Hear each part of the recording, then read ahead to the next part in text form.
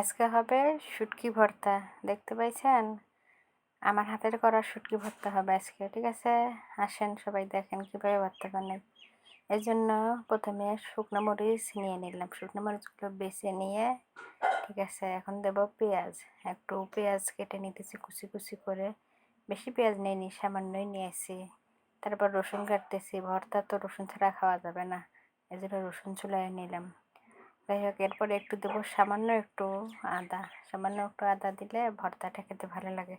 অথচ আমরা গাইবান্ধার মানুষ খাই না, বগুড়ার মানুষ খায় ভর্তার মধ্যে আদা। তো আমিও ভর্তার মধ্যে আদা খাওয়া শিখে গেছি। এখন বর্ষাকাল, বাইরে বৃষ্টি, এই জন্য লাকড়ি চুলায় রাঁধতে পারি না, এই জন্য গ্যাসের চুলায় রাঁধতেছি। তো প্রথমে একটু তেল দিয়ে নিলাম। তেল দিয়ে এর মধ্যে দেবো রসুন, পেঁয়াজ ও আদা। সবগুলো একসঙ্গে দিয়ে ভেজে নেব। রসুনগুলো একটু আগে দিলাম, কারণ রসুন ভাজতে একটু সময় লাগে, এই জন্য রসুনগুলো আগে দিচ্ছি। এরপরে দিচ্ছি হলো আমার পেঁয়াজ। পেঁয়াজ দেওয়া হলো, তারপরে যে আদাগুলো দিয়ে দিলাম। দিয়ে একটু ভেজে নিয়ে পরে এগুলো নামিয়ে রাখবো। নামিয়ে রাখার পরে এগুলো তো আমার হাতে করা শুটকি, অনেকদিন আগে শুটকিগুলো করছি, এই জন্য একটু পানিতে সিদ্ধ করে নেব।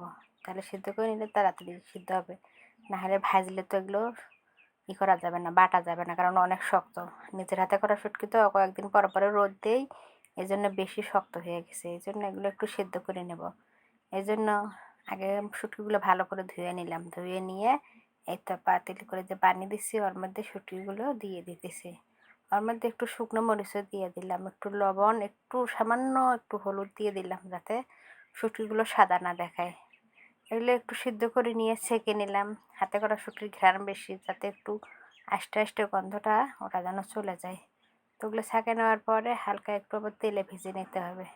এই জন্য কড়াই আবার চুলায় দিলাম, দিয়ে একটু হালকা তেল দিয়ে শুটকি মাছগুলো আবার শুটকি মাছগুলো আর এই যে শুকনো মরিচগুলো একসঙ্গে দিয়ে ভেজে নেব। ঠিক আছে?